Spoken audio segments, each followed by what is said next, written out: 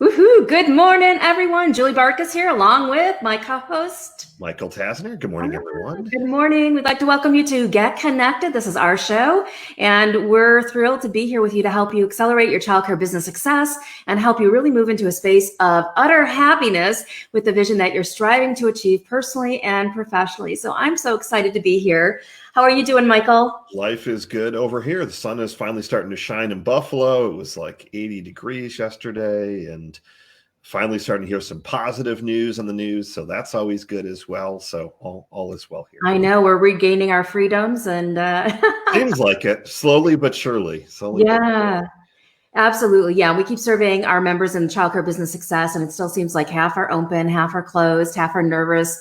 Some are thinking about, do I come back or do I close down, or is there a next step for me? And with that, and we've addressed this in every show, but you've got to think about your vision and think about what you really want. And I think that's going to help you make a decision to move forward. But often we want to skip over that step, because we've said it now for a long time, vision, vision, vision. People are like, oh, okay, when I have time or when I want to think about it. So really think about what it is that you want and know that it's not wrong. It's not wrong whether you decide to stay open, expand, or move in a different direction in your life. That's what you have the freedom to do, and it's all good. Oh, definitely. I was talking to one of our childcare center owners yesterday. And actually, no, let me revise that. So they're not a client, but they're an owner. And I asked the question, what is, in a similar term, I mean, what is your vision? What do you want to do? And they were a little bit taken back, because I don't think they've ever been asked that, or they've had a chance to think about it. But as we started to kind of talk through it, they started to get past the present circumstance, because their mind, and I know that's a hard thing to do. And like a month ago, all that I could focus on was everything that was going on at the present, and like fire drills left and right. And oh my gosh, the sky is falling. I need a face mask. Where I can get a face mask? Yeah, exactly. Will I be able to breathe through the face mask? Yeah, like, is this going to be, forever? And right. As we started to kind of talk through it, so they're just a smaller center, but we said, okay, well, let's kind of take this in stages. And when they started to not just think again about maybe the next couple of months, so we started thinking the next year, the next 2 years, and like, what do you want this to be? I mean, what do you want this to look like? Do you want the one location? So they were a bilingual. They had a lot of really unique things. So they were bilingual, and that was completely free of charge, so no additional fees. They were probably the lowest tuition in the area. And then they also had kind of holistic care. So like all these really unique things, like kind of like blending Montessori and a few other methods, and throwing in the Spanish immersion, and just like, you have a really neat program. And then I continue just to ask, how do you want this to progress? Like, what do you see here? And then she really started to open up, and well, I'd love to be able to focus more on like certain areas of kids that I think are underserved and that could really do well in our programs. And so, well, how are you going to make that happen? Well, I want to partner with churches so we can get kind of lower cost space and things like that. And then be able to hire some of my family members who also are bilingual. And as we started to kind of talk through it, it completely expanded from, okay, I've got, I don't know what she said, she had maybe 15 current enrollments that are coming now. They didn't close, but they had capacity for 60. But as we started talking through that, rather than just focusing on, okay, we got to get the other 40 plus enrollments back in the door in the next couple of months to help her from a cash flow standpoint, then she really just started to light up when you were thinking about that vision. And I said, well, that's, we know what we have to do in order to get these 40 enrollments, and we got to kickstart your marketing again, and we got to do warm-up campaigns so like we talked through all those marketing logistics. But I said, what's really going to compel you to take strategic actions and inspired actions is that bigger vision. And otherwise you're going to just be making decisions in the present out of scarcity and fear. And it was a really fun exercise. And I personally I never used to have those conversations. And it actually came out from our show of starting to ask. I would ask in a more business way. I'd say, okay, great, you've got one location. Do you want to open more? And I would just like, that's all that I would feel like. Do you want one and get it full, or do you want to have 5 locations, 10? And I left it at that. But as I started to think through this, as you and I have been talking the last couple of weeks, and I told you that I'm getting just as much out of this show as I hope our listeners are as well, because it puts me in a great frame of mind. And I know that you and I love to come from a place of giving and knowledge. This whole vision concept and having a clear vision and being able to then kind of scream that from the mountaintops and share it with your team and the families you want to attract, and just being able to look at that every day for a few minutes is such a powerful concept, especially now more than ever. It so is. And kudos to you for having those conversations. They're so important, and I think, and it shows that we care when we have those conversations. And I encourage you too, when you're enrolling families and you're having conversations with them, ask them, what's your vision for little Johnny? What is it that you want for his future? If you show people that you care on that level when you ask the visionary questions, it's incredibly powerful. But, some of the calls that I've had this week have been about being confused, being in a state of confusion about your business, about whether you want your doors to stay open, whether you want to sell, whether you want to take things to the next level. And I could understand the confusion right now because there's so much that's being thrown at us. So in order to get out of the confusion, you got to look at the vision. But I encourage you to do a little exercise. And this exercise I call, I called it my desire wall. And I wrote about it in my book. But a lot of people aren't really clear on what they want. They're looking at other people's judgments and other people's expectations over them in their lives, thinking, well, what does everybody else want from me? And so many of us have thought that way for so long, we don't know how to think any differently. It's like, well, what does everybody else want from me? And when they're happy with me, I'm going to be happy. But that only works for so long, because then you're inauthentically happy. And what we really want to do is get you to a place where you are on fire and authentically happy. So what I did when I was at this point in my life is I created what I call a desire wall. And anytime I had an inkling of something I wanted, I wrote it down on my desire wall. I took a 5x7 Post-it note, and I had this whole wall that was created. It says my desires. And I just started putting these different desires up, and it was personal, it was professional, long kisses in the wind, or whatever, boots and skirts that I love, whatever it might be. And I started putting these things on the wall. Because so many times, like I said, we lose ourselves in judgments over us in what other people expect from us. So it's really important right now, while you're trying to clarify your vision, get back in touch with who you are and what you want for your life going forward.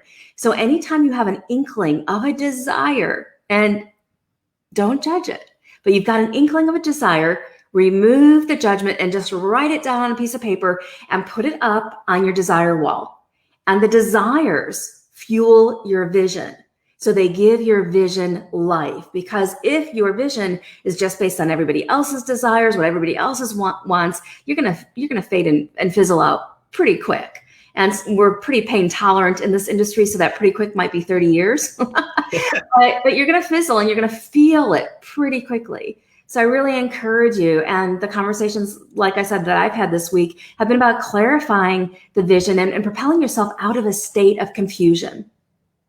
And this is critically important. And we get confused because of other people's judgments and because we're trying to please others. So now is the time to really get back to knowing that you are worth it. The time is now to really look at yourself and what you want to propel yourself forward.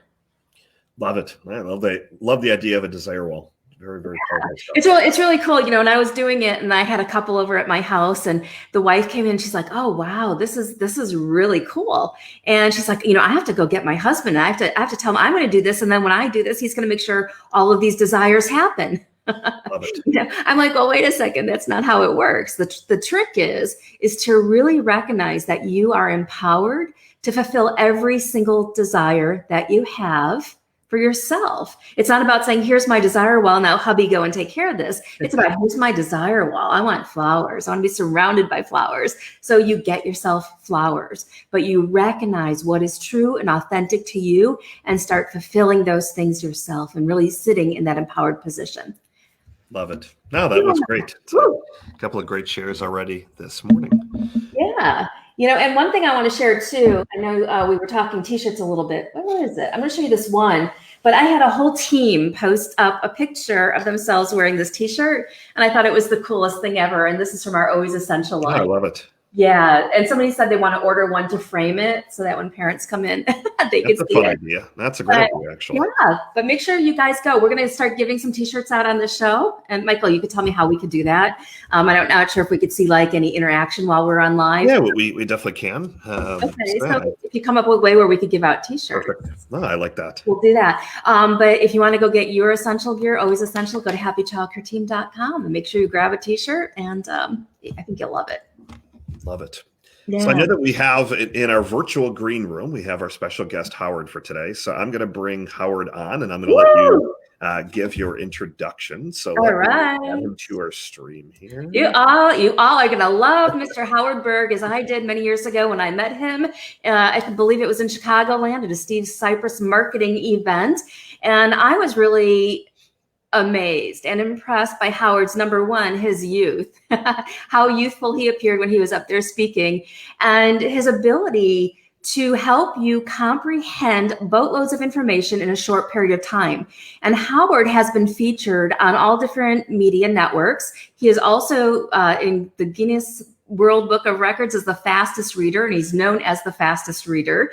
And he is also, one of the things that really stood out in my mind when I was listening to Howard speak was how he moved students through graduating for college in like, what was it, 2 years or something like that. So I was recalling some of the old stories I was that I heard and was impressed by when I first heard Howard speak. But it's like really being able to absorb information in short periods of time so that you can meet or exceed your goals. And I know right now is a critical time. There's so much information being thrown at you. There's like this policy and this thing on COVID and that other thing. And even pre-pandemic, there was so much that you get that you have to digest and comprehend and understand. So on one level, Howard's here for you. And on a second level, he could be here for your staff or for the children also, to give you some really great tips on how to work with the children so that their comprehension increases and your teams as well. So Howard Berg, welcome. I'm so excited that you're here. Well, thank you for having me. You are welcome. So when it comes, let me start here. I'm always fascinated by stories. So let me start here. Is why did you get into reading and comprehension and like becoming the fastest reader in the world? So how did that come about for you? Like, I grew up in the projects in Brooklyn. It wasn't a very good place, a lot of gangs. So I found one safe place in the neighborhood was the library. The gang kids would rather be dead than caught in the library. So I read a lot, and I had a college reading level at 11. And I went to the State University of New York, Binghamton. I know, Michael, you're in Buffalo, so you know that it's a pretty good college. Yeah, definitely. And majored in biology. I was 17. And in my junior year, I got interested in how the brain works. So I said to the dean, I want to do 2 majors, psych and bio. And he said, you have 1 year left. You haven't had any psych courses. You'll have to do the whole 4-year program in 1 year and take 18 credits of science a term with 2 4-hour labs. And frankly, you're not smart enough. I also had 3 jobs at the time. I was working part-time, 18 hours a week. And it hit me. They never taught me how to learn in school. They told me what to learn and why to learn, what happens when you don't learn, but not why you hear a song once on the radio. You know it your whole life. Then you read the 7 Habits of Highly Effective People and you don't know any habits the next day. There's got to be a way to learn things that matter the way we learn songs. And I got up to 80 pages a minute. I finished the psych program in 1 year. I took the graduate record exam in biology. I got an 800, which is in the 99th percentile. I read 48 books in 3 nights, like biochemistry, genetics, cell physiology. I got 3 questions wrong. And then I wondered if it was me or I'd found a better way to teach and learn. So I started a school.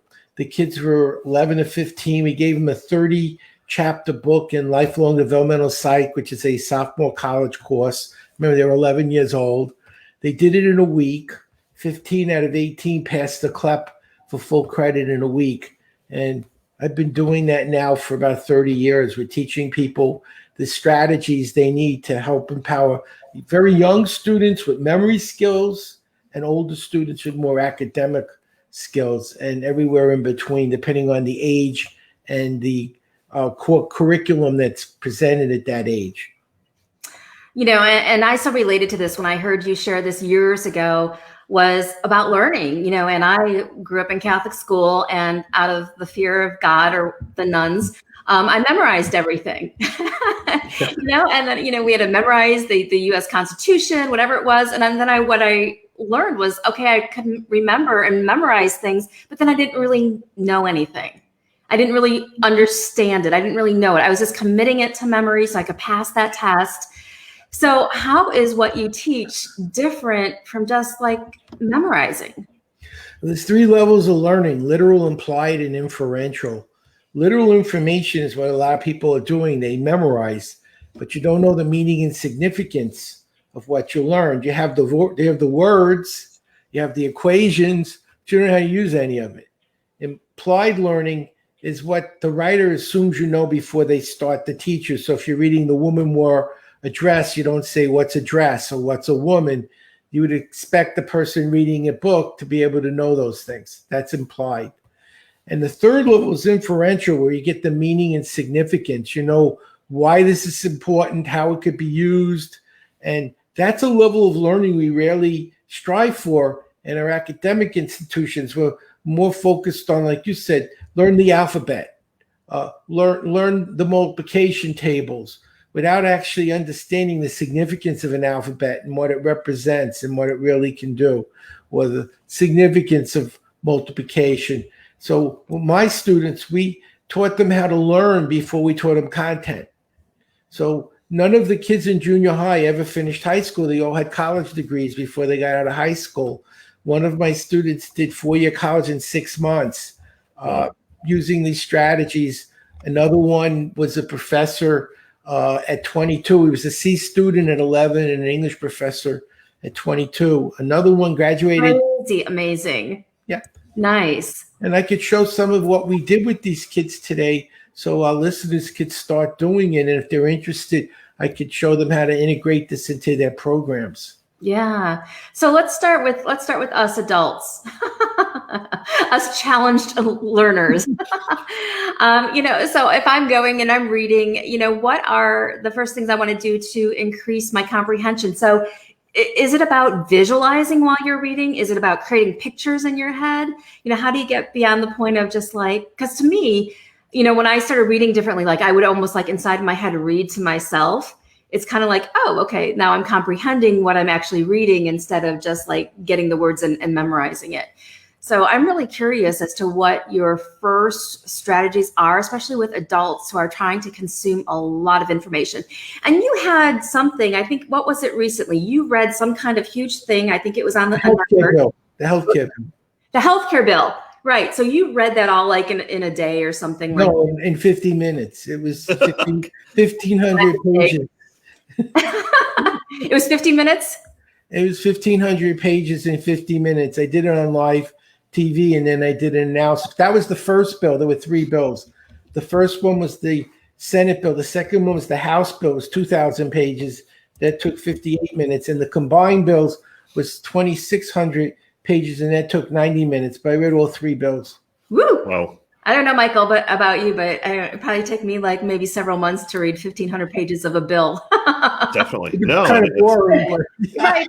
Because first of all, it would be boring. But, but this is how our owners feel. I mean, imagine that they've got dumped on their desk, 1,500 pages of crap they've got to sort through to figure out, can they open? Are they meeting license, regulations? And they've got to get through all this stuff. So show them how to do them 1/5 the time. You asked 2 questions without realizing it. You want to know how to improve comprehension and understanding. And I'm going to give you 2 strategies. Actually, I can give you 3. Woohoo, I'm ready. That would help that. The first one is, how does the brain actually make sense out of text at all? The fact that we could read is very rare in the animal kingdom. I think there was a monkey that could talk a little, but they don't usually, you don't see too many libraries in the jungle. So the first thing that we need to look at is schema. Schema is how the brain makes sense out of text. So I'll give you an example, schemaless text. Then I'll put a title on and everything will make sense because the title has the schema. Here's the schemaless text. Watch how confusing it is. This is easy thing to do. If possible, you could do it at home, but you could always go someplace else if it's necessary. Beware of overdoing it. This is a major mistake. It may cost you quite a bit of money. And you probably don't know what I'm talking about. Is that fair? It's Yeah. fair. Now I'm going to put a title on, one word, and watch how everything makes sense. Laundry. This is an easy thing to do. If possible, you could do it at home, but you could always go someplace else if it's necessary. Beware of overdoing it. This is a major mistake. It may cost you quite a bit of money. The brain is using these schematic clues to make sense out of text. And even in very young children, when we're reading stories to them, we can be more conscious of what those clues are, make them more aware of what's going on so they become better readers. So that's the first thing. The second thing is when you're reading for comprehension, you don't read in one step. You read in 3 steps.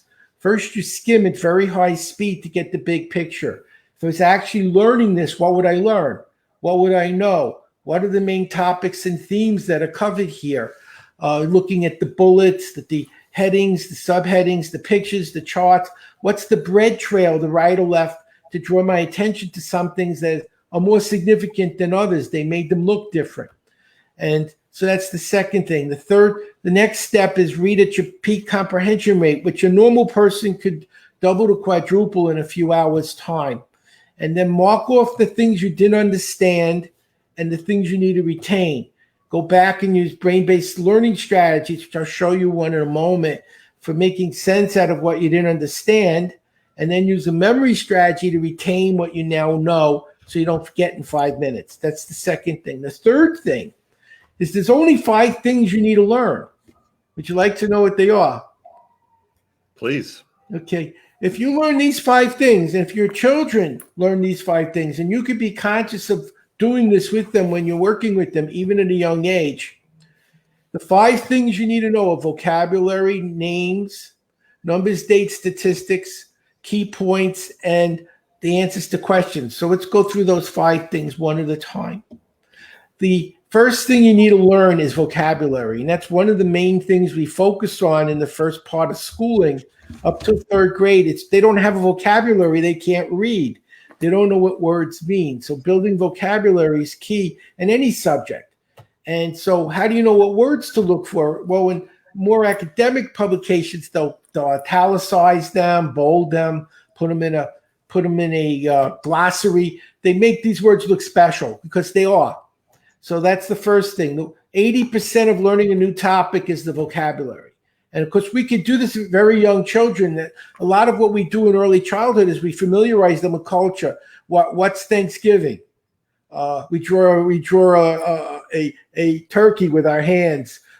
What's Christmas? And so on. So they're building this database that they can use as they mature. Who's George Washington? Nobody knows who he is when they're born. You're acculturated. This is part of the learning process. Second thing is names. Who's in the book and what did they do? The third thing, and this is probably a little bit older, any number, date, statistical formula. Why is it there and how is it used? The fourth thing, it's especially in textbooks, look at all the headings and subheadings. You won't see this in early childhood material, but in textbooks, there's headings and subheadings. What are the 5 most important concepts? And you start training them to think about this while they're readings, they're processing, they're looking for the key elements. And the last thing is questions and answers. And here's a little thing that'll help. Most of the time in textbooks, even young children, the questions are at the end. So you read the whole chapter, and then the questions appear and you don't know any answers. You have to go back and find them. So I'm training my students to first read the questions. What are the questions about? That's what the writer thought you should know when you're done. Well, if you know what you're supposed to know when you're done before you start, you know what to look for. You know when it's important and significant because it's part of what they want you to know later. So you don't have to go back and look for it again. You learn it the first time and you learn it well. And if you'd like, I could show you a way to retain and recall the information I just described so you don't forget in 5 minutes. Oh, absolutely. So if you're just tuning in, we're getting a chance to speak with Howard Berg, who has the Guinness Book of World Records for fastest reader. He's giving you some tips, tactics, tools on how to help yourself retain more information. I know, as Julie mentioned earlier in the show, and I've been getting a lot of questions of people just saying, hey, how do you make sense of this? I'm literally 5 minutes before the show, one of our centers in Texas said, this new stuff came out from the governor that I got to read through these 50 pages and see what this means for my center.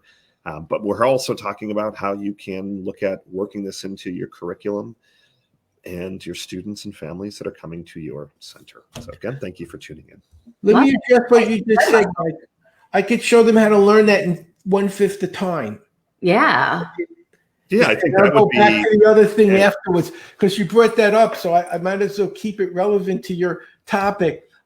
Here's how to learn a topic in 1/5 the time, and you can do this with the young children in groups. I mentioned there are 5 things you need to learn. So normally when we will do group study, I'll do chapter 1, Julie, you do chapter 2, Mike, you do chapter 3. You know how well that works out. Somebody's dog ate their homework. I had a cold. I couldn't do it.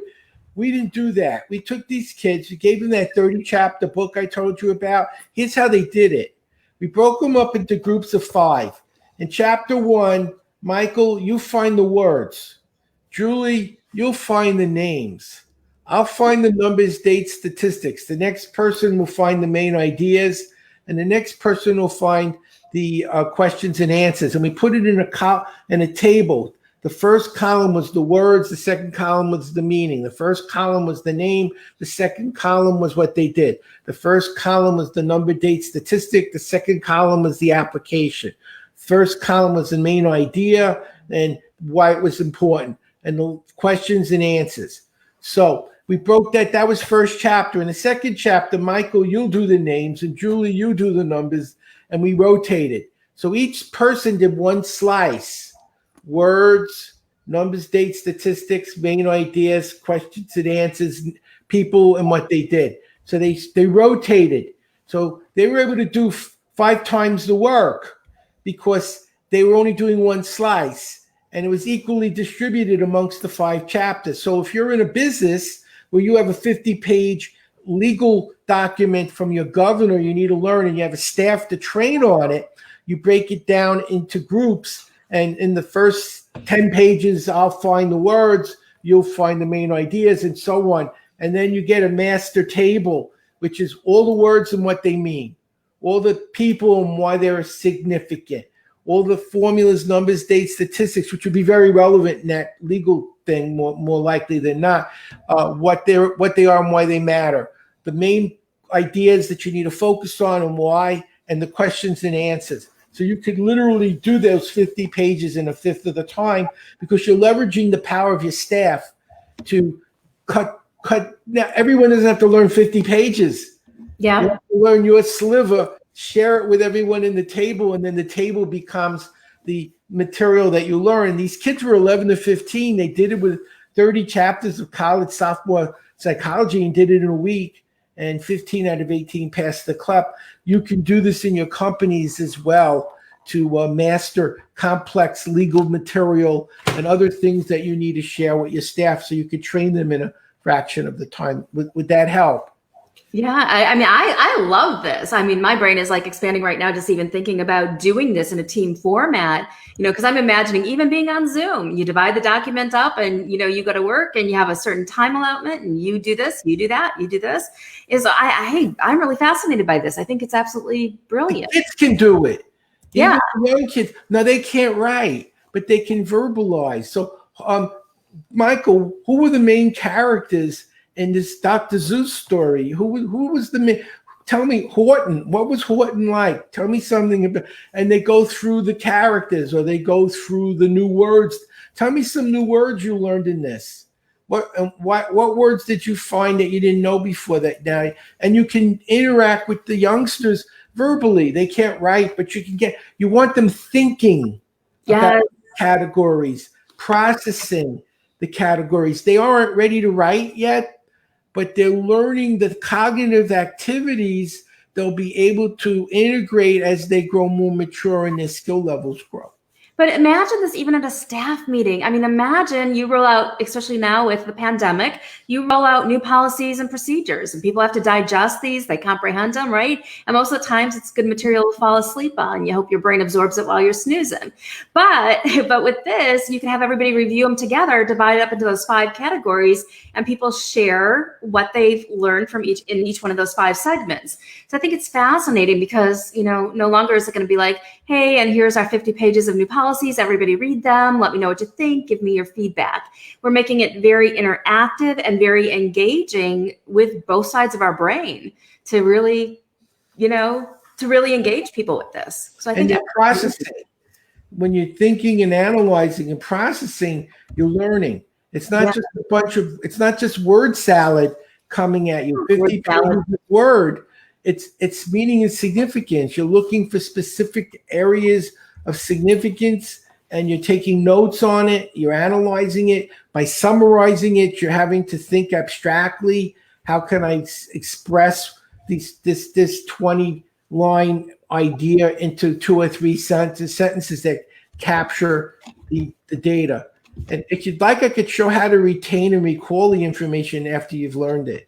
Oh, absolutely. And I want to give a little tip to our owners out there too, when you're looking at your handbooks, because to me, this is, really brilliant and ties in beautifully. But think about questions. So in our handbooks, instead of it just being boring text, section this, at the end of each little section, have 4 or 5 questions that you expect people to know. And like Howard's saying, you could even start with those questions to say, so that they start thinking about answering those questions while they're reading through the information. And that really helps engage them. And even in some of the work that we do, we put pictures in there too in those handbooks. But get those questions in there. I think that's just a powerful takeaway that you could use in your handbooks, that you could use for anything that you want people to digest. There's actually a way to take this up another level.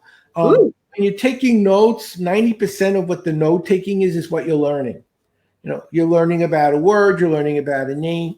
That's 1/3 of the data you can take. A lot of your clients or associates are going to classes all the time, taking symposiums. Can I show you how to triple the amount of information that they're learning?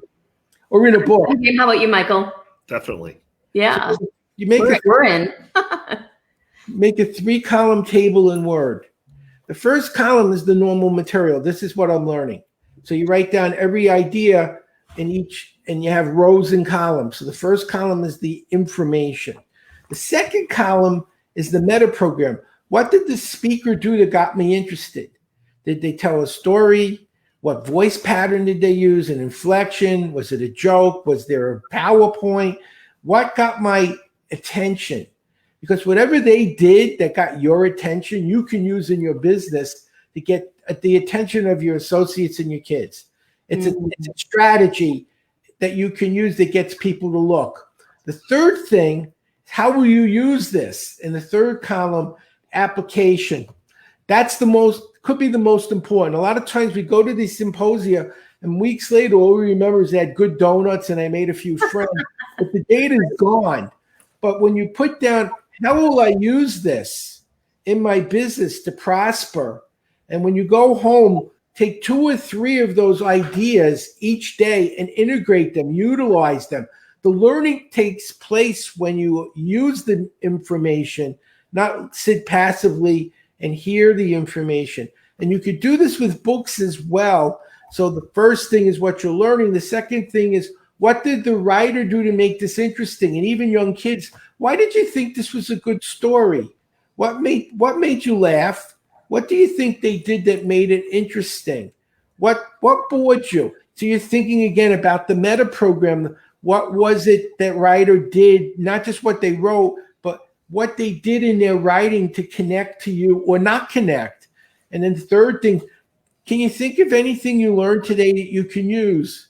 How will you use it? What lesson did you learn? So that even young kids can begin thinking at a very deeper level doing this, and you're developing their cognitive processing of information, but you make it a game because they're children. You don't want to make, when they're older, you can take this on a very, very deep level. Very deep level. They can do college classes at 11 with these strategies. But obviously, 2 or 3-year-old, It's more about entertainment and getting them to start thinking and integrating and looking for elements. And that's going to help increase their capacity for insight and understanding.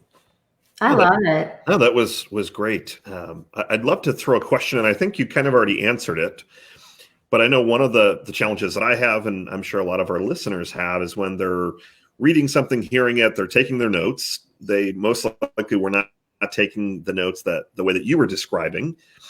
So I was also taking notes and writing down those 3 columns because I really like that strategy. I'll be coming back and listening. Yeah, definitely.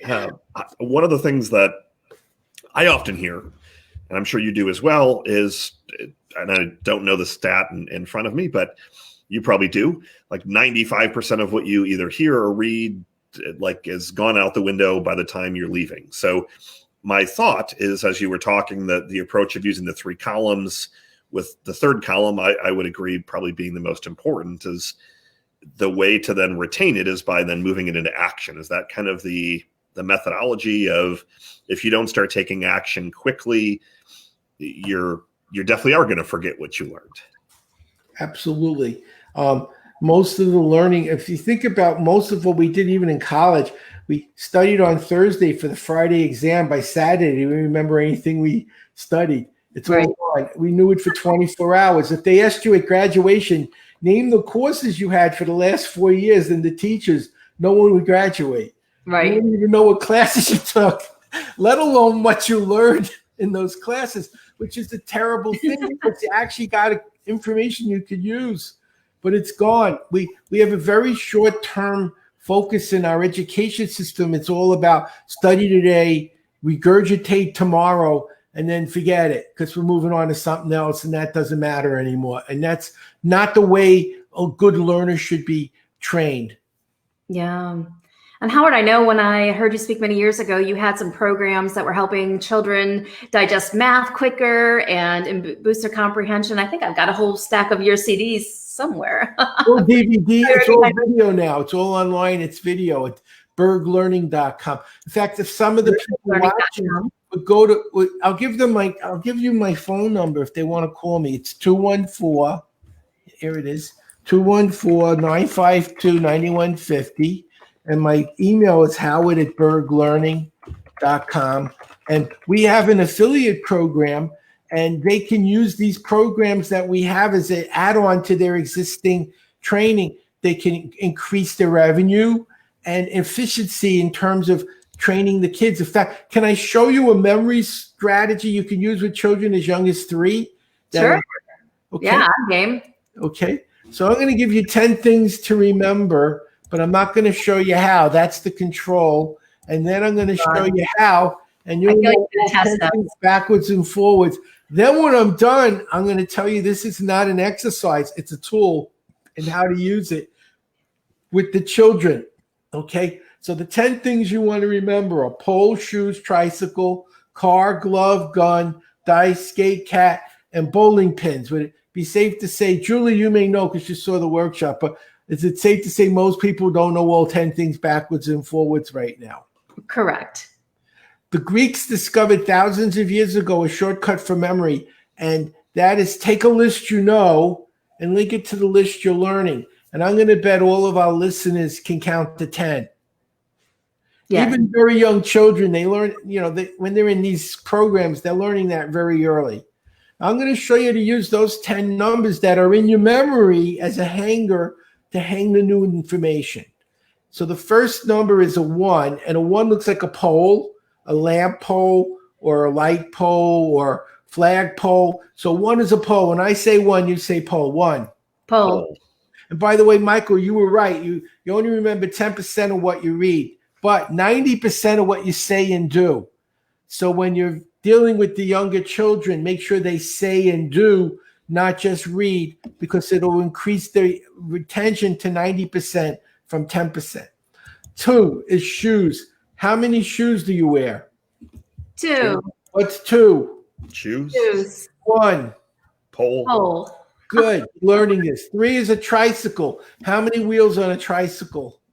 3. So 3 is tricycle. 2 is Shoes. And what is Pole. perfect? 4 is a car. How many tires are on a car? 4. 4. 4 is a car. What's 4? Car. 2. Jump to 2. Shoes. Shoes. 1. Pole. Pole. 3.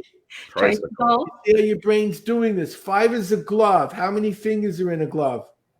5. 5. What's 5? Glove. 3. Tricycle. Tricycle. Pole. Went backwards. 6 gun. They love them in Texas where I live. 6 gun. What's 6? Gun. Gun. 4. Car. Car. 2. Shoes. Shoes.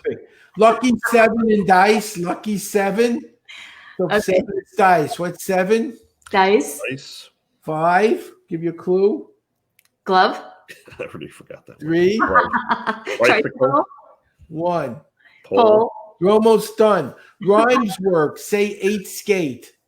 8 skate. 8 skate. What's 8? 8 skate. Skate. 6. What did they love in Texas? Guns. 4. Car. 2. Shoes. Shoes. 2 left. 9. How many lives does a cat have? 9. So 9 is cat. What's 9? Cat. 7 was lucky in what game? Dice. Dice. 5. Glove. Glove. 3. Tricycle. Tricycle. 1. Pole. 10 bowling pins in a lane, right? Yep. 10 bowling pins. What's 10? Bowling pins. 1. Pole. Pole. 2. Shoes. 3. Tricycle. Tricycle. 4. Car. Car. 5. Glove. Glove. 6. What do they love in Texas? Guns. 7 is lucky in. Dice. 8 rhymes with. Skate. 9 is a. Cat. And Cat. 10. Bowling pins. Bowling. Perfect. And here's how to use it. This is a way to speed learn numbers. And you can teach this to kids as young as 3. Suppose you're in a hotel, the room is 314. By the time you're in the lobby, you forget the hotel room. Here's how I remember it. 3 is a tricycle, 1 is a pole, 4 is a car. A tricycle hits a pole on a car. Think about it. A tricycle hits a pole on a car. Tricycle, what number? 3. 3. Hits a pole 1. on a car. 4. 4. That's your hotel, but it's also pi in geometry. So you can use this with kids for science and math and dates, and business people for percentages, due dates, numbers. And it's a speed number system that they can start doing as young as 3 years old. It's fantastic. I love it. Easy to do. And it's a Easy to great do. exercise. Anyone watching this, whether they're 15, 16, or 3, this will be a relevant drill you can do with them. Yeah, I'm going to be practicing this one a lot because it's like, increasing that, I don't know, muscle memories and getting your brain to really work in a different way to make those associations. But I think it's brilliant, and it does. And this is why pictures, like I was bringing up your handbooks or your policy books, include pictures because it does help trigger the mind to remember these different things. So Absolutely. if there's 4 different emergency exits in your building, that 4 can be associated with something when you talk to people so that they remember, oh yeah, there's 4. And even with parents and with the children. So I Remember, more of the brain is vision than any other sense. And so in fact, when most people read, give an analogy, you're reading about 200 words a minute. That's the norm. When you're in a car, you read the road in 4 directions, front, back, left, and right at 60, 70 miles an hour on a highway. And it's boring. So you turn on the radio, you talk to your friends, you're on the phone, you're watching your GPS, your gauges, all at the same time, and you're bored. You read 200 words a minute in front of you, and you remember 10% the next day.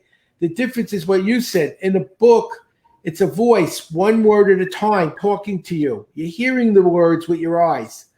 In a car, it's a movie, and you're visualizing everything around you very visually. Vision is analog, so you take in tremendous amounts of data. Hearing is digital. Songs take time to play. Paintings are instant. Books are paintings out of symbols called letters. By learning to process it more like a painting and less like a conversation, you remember the images, and then the details in the image could be converted back into the sound bites. And you could read much faster with much more retention in less time. And it takes about a couple of hours to learn the process, But once you've done that, you're reading 100 to 400% faster the rest of your life. That's fantastic. And this is a very visual group, so it's they're used to using their imaginations, being visual, playing with the kids. So it's really important to keep that in mind as you're reading and as you're digesting. And have the kids make pictures of Yeah. what they're reading, have them visual, and then have them draw when they're very young. Draw pictures. Let's draw a picture story of what you just learned. And so they're creating images of Horton Hears a Who or any other book that you're dealing with, and they're drawing pictures, and they're starting to think of data as visual and not just auditory. And as they do more of this, they'll be able to retain more and more data as images than they could ever do as sound bites. And they could be doing this at very, very young ages with children. Yeah. And, I always heard, and you can let me know if this is true, but I always heard that we have a really good capacity to remember jokes because we're forming images about the joke that's being told. So we're kind of like, imagining it in our heads to try to get the joke, but we're able to remember jokes and recall jokes easier than text that we might read. Would you like one? Because I helped launch Comedy Central. I don't know if you knew that in the mid 80s when they were the High Network in Manhattan. Dennis Leary was the first star, and I was on 7 out of 14 shows, and I was Jon Stewart's first guest as well. You don't see too many biologists asked to do comedy, and I thought I'd show you why. Let's hear some comedy. I'm up for it. Mushroom walks in a bar. Bartender says, "Get out. We don't serve your kind." The mushroom says, "Why not? I'm a fungi." Well, and it's funny. I have one owner who I work with, and her director loves jokes. So I'm like, oh, you got to just find jokes and put them up. But that's a really good one. You want one for kids? Sure. That wasn't for kids. That was an adult one. Okay. Well, I guess. Okay. It's a 2-part joke, though. First part is, why did the chicken cross the road to go to the idiot's house? How funny was that? Not. Okay. Second part. Knock, knock. Who's there? The chicken. The chicken who? Remember where the chicken was going? Right. Knock, knock. Who's Now there? it's in my house. Is what we're saying, Howard. Chicken. Boy. Next, he's going to have us look into a bottle of water. So Howard, we're getting a little bit closer to the top of the hour. What I would love to do in spirit of kind of how you've kind of trained us and given some really great insights today, would love to look at the third column that you talked about of application. So maybe you could give our listeners, 1 or 2 or 3 applications that you would suggest kind of from everything that we've talked about today that you would suggest they look at putting into practice today, tomorrow. I'll show them how. A lot of them are training, you said, remotely. I'm going to show them how to train kids remotely and get 100% better results. Well, most people train, when you're training kids remotely, particularly older kids, what we did, we used the World Book Encyclopedia. So let's say we're learning about the senses. So we find 10 articles on the eye and 10 articles on the ear. And we put it in the first column of the table. We would have where to read and what to read. Now, this could be anything that they give them. It doesn't have to be the World Book. We just used it. But they could have their own material that they're reading. And then in the second column, we had questions, which were essay questions. And the student would write the essay in the third column. So explain how color vision works. It was always an essay. We never did multiple choice or fill in the blank because essays require to process and think and integrate and explain. So if they got it right, we green lighted it. We put a green marker over it, in words you can highlight. If they got it wrong, we did it in red. If it was red, you had to do it over again and correct it. We didn't tell them how the first time because we want them thinking. If you give them the answers every time, they'll never learn. So if they got it wrong the second time, we give them a clue and another clue and another clue. We never gave them the answer. We have them get clue after clue after clue. So their brains had to process and think and analyze and learn how to solve problems and not have all the solutions given to them. Now, here's the beauty of this. You can identify the students that are doing well in a subject because they don't need help. The ones that are struggling, those are the ones you call them on the phone and you mentor them over the phone or over Zoom. So now the ones who are self-guiding can go as quickly as they can learn. One of our 10-year-olds did high school bio in a week, the whole thing. Might say, what did he learn? He had 300 essays. Explain the genetic code and how it works. Explain the mitochondria and its function. If you're 10 and you can do 300 essays like that in a week, you're done with high school biology. But if you got it wrong, we'll work with you. So we find the students who need the most help in a subject, and we put our focus on helping them where they need it. So we're helping the weakest students pull up because we're focusing our attention on the ones that are struggling. And then we work with the kids that are able to fly. We move them as fast as they can through the curriculum so everyone's self-guided. And that would be a wonderful way to integrate into any one of your centers that's doing remote learning. The difference with younger children is they can't write, so they can talk, they could record, their parents can write for them, but the same processing would work. And this would allow you to, allow the child that's excelling at something to have no limits. They can go as fast as they can learn and not holding them back for everyone else. And the ones who are struggling are getting the personalized attention and time they need to overcome the handicap. And everyone experiences it in a different area. One kid might fly in science and struggle in Spanish.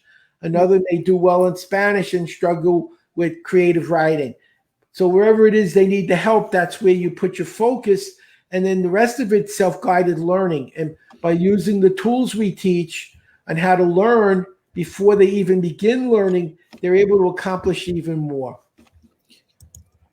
Great. So I'm going to put your website address up here once more at the bottom of our ticker. So it's berglearning.com. Yes. And then I'm also going to put your email address as well. So I will throw that up here for anyone that wants to reach out and get in touch with you. This has been a great session. So Julie, I'd love you and I to give one quick kind of action step from our sides, and then we'll end with our usual quote. Whether Howard wants to give one or we can. I'm sure he's got, with his memory and all the books he's read, I'm sure he's got a million quotes ready to roll. But my big action that I'm going to take is putting the 3-column into practice. I think that's a great idea. I'm a big reader. I know that Julie is as well.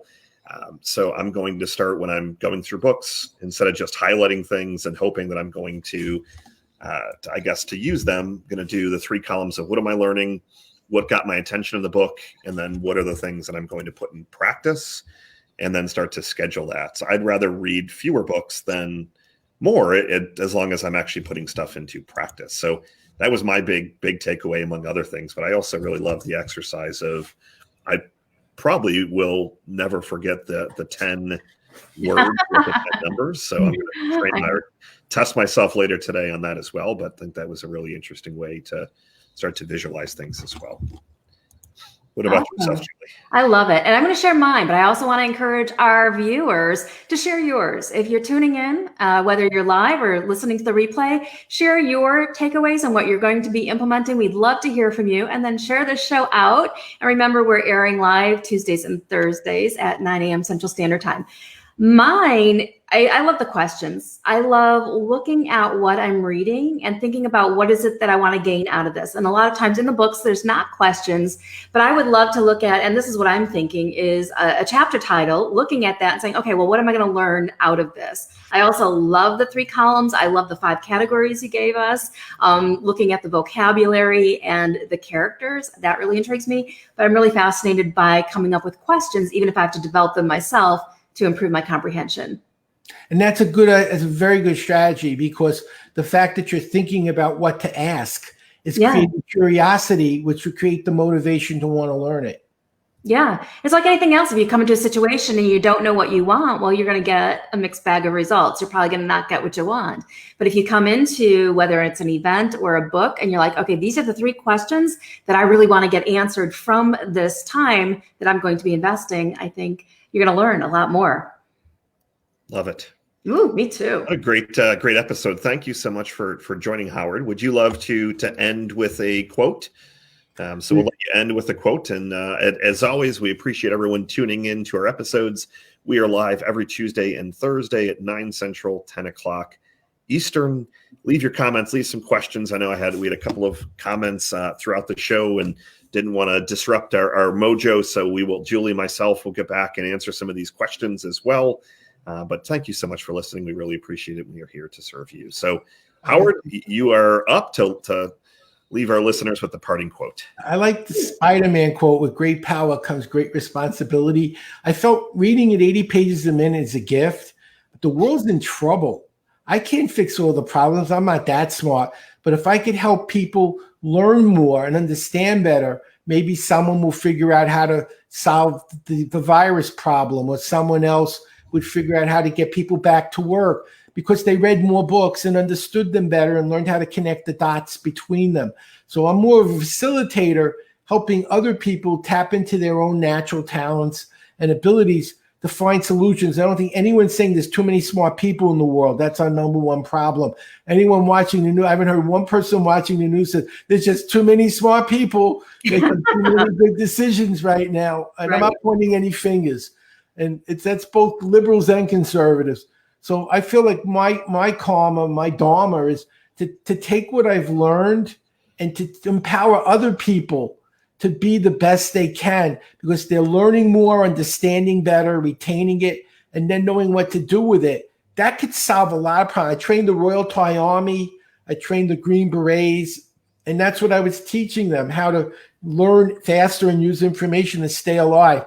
And our species is endangered right now. If you look at what's going on in the world, we're literally an endangered species.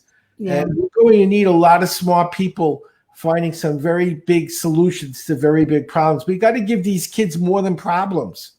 We got to empower them to find the solutions to the problems we're giving them.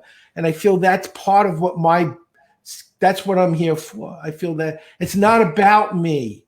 It's about everyone else I could help. And I get much more gratification watching a kid do college classes at 11 than being in Guinness, because that can change the world. Me being in Guinness, it doesn't do anything for anyone else. So I feel very fortunate that I've been given this talent, and I'm trying to help as many people as I can, because I feel that's what you're supposed to do when you have an ability. If the people who can do things don't, who's going to do it? Yeah, that's beautiful. And I could tell your passion for your vision, and that's a powerful one. And I think you can change the world through helping them increase their comprehension. And I see you doing it. So it's very gratifying. Yeah, I'm so grateful to you. Michael, before we close out the show, let's give out your information, where they could go if they want a free consult with you. Yep, localchildcaremarketing.com. So localchildcaremarketing.com. Awesome. And come see me at childcarebusinesssuccess.com. All kinds of free videos and a masterclass that's waiting for you to help you accelerate your childcare business success and your happiness in your life. Have a wonderful rest of your day, everyone. A good weekend ahead. See you all. Bye. Bye.